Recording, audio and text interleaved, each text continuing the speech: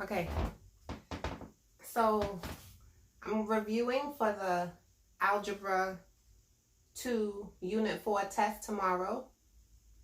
This is the second topic I'm doing with you, and it's about the vertex form of a function. Why do they call it vertex form?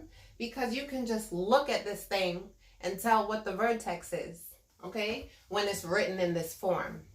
So you see we have A. A is our leading coefficient.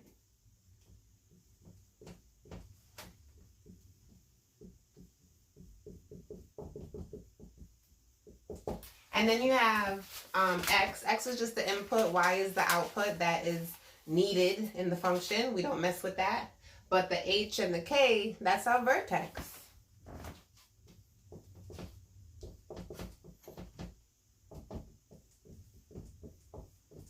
It's like my, it's a coordinate. The X coordinate of the vertex is H. The Y coordinate of the vertex is K. So if a function is written in this form, you could tell right away what the vertex is. You could tell by the leading coefficient what this graph will look like. So the highest exponent of this function is 2. So what type of function is this? It's quadratic. It's a quadratic function.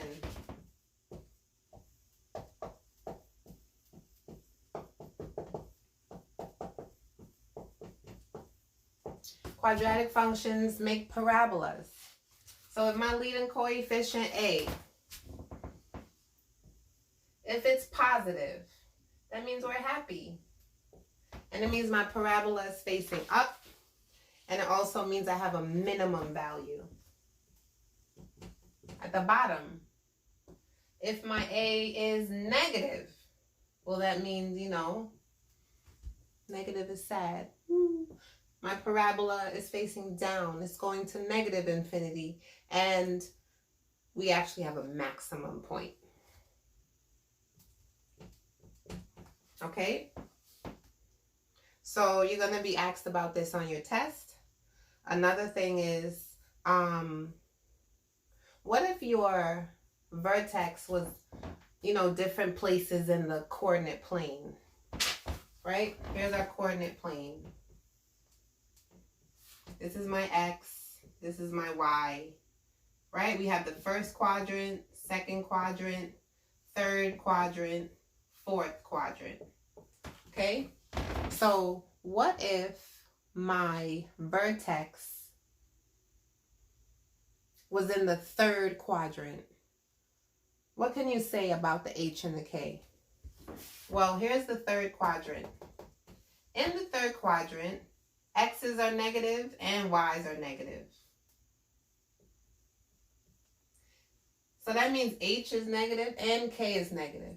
If it was in the second quadrant, X's are negative and Y's are positive. If it was in the first quadrant, both X and Y, both H and K, if the vertex was in the first quadrant, would be positive, and in the fourth, X is positive and the Y's are negative. Okay, so that's another thing they're going to ask you about, depending on which quadrant it is. What can you say about the H? What can you say about the K? What if the vertex was on the x-axis? Okay, let's say it was on the x-axis. Like, let's say it was here, right? So what does that say about H and K? Well, H could be whatever the X value is, right? But the K has to be 0 because all Y values on the X-axis are 0.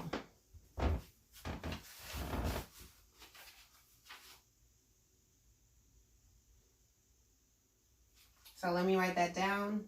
If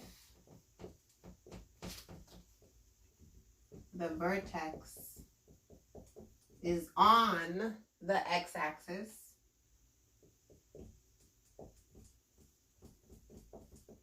then K has to equal 0. Okay, K must equal 0.